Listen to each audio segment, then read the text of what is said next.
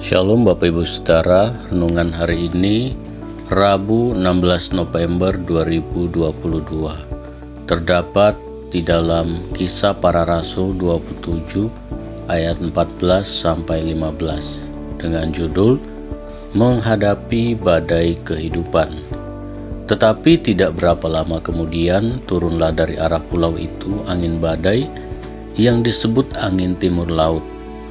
Kapal itu dilandanya dan tidak tahan menghadapi angin haluan.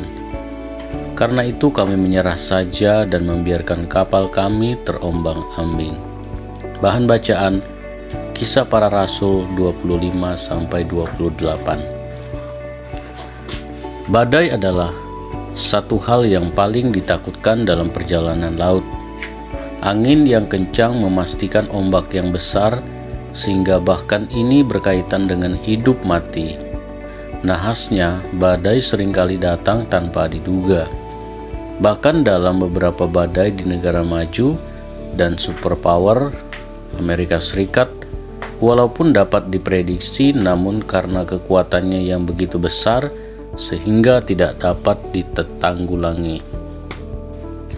Paulus adalah seorang rasul yang diutus Tuhan, namun demikian itu bukan berarti perjalanannya bebas hambatan. 3 kali mengalami karam kapal, demikian pengakuan Paulus. Kemungkinan besar itu belum termasuk yang tercatat di Kisah Para Rasul 27. Ketidakpahaman akan Tuhan dan badai dapat membuat kita salah persepsi mengenai badai. Jika Tuhan memanggil saya, mengapa Tuhan izinkan saya mengalami badai? Badai ini menjadi tanda bahwa Tuhan tidak menghendaki pekerjaan ini, dan lain-lain.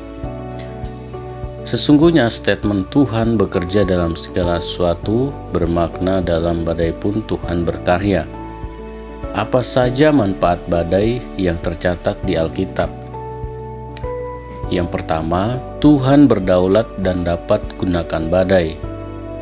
Taupan keluar dari dalam perbendaharaan, awan pun dimuatinya dengan air, dan awan memancarkan kilatnya, lalu kilatnya menyambar-nyambar ke seluruh penjuru menurut pimpinannya untuk melakukan di permukaan bumi segala yang diperintahkannya. Ia membuatnya mencapai tujuannya, baik untuk menjadi pentung bagi isi buminya maupun untuk menyatakan kasih setia. Ayub 37 ayat 9 sampai 13. Yang kedua, Tuhan seringkali berbicara dalam badai. Maka dari dalam badai Tuhan menjawab Ayub. Ayub 38 ayat 1, 40 ayat 1. Badai dapat melatih iman kita. Ia berkata kepada mereka, "Mengapa kamu takut? Kamu yang kurang percaya." Lalu bangunlah Yesus menghardik angin dan danau itu, maka danau itu menjadi teduh sekali. Matius 8 ayat 26. Keempat, badai dapat mengatur ulang prioritas hidup kita atau buang yang tak perlu. Karena kami sangat hebat diombang-ambingkan angin badai, maka pada keesokan harinya mereka mulai membuang muatan ke kapal laut. Kisah Para Rasul 27 ayat 18. Yang kelima, badai dapat menuntun kita kepada pengalaman dengan Tuhan.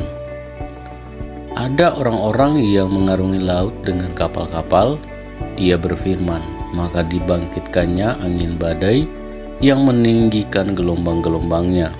Maka berseru-serulah mereka kepada Tuhan dalam kesesakan mereka, dan dikeluarkannya mereka dari kecemasan mereka.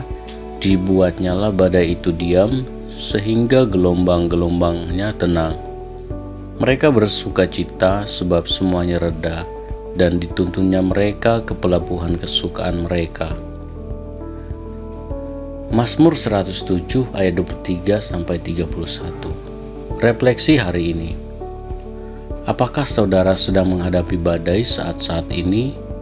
Maukah saudara tetap bersyukur dan percaya bahwa dalam badai kehidupan pun Tuhan bekerja menyatakan kebaikannya? Mari kita berdoa. Ya Tuhan, Ajar aku untuk terus percaya bahwa Engkau yang pegang kendali hidupku, bahkan saat aku dalam badai sekalipun. Amin. Power Statement. Respon terhadap badai yang akan menentukan bagaimana keadaan kita selanjutnya. Jangan takut, dalam badai pun Tuhan bekerja menyatakan kebaikannya.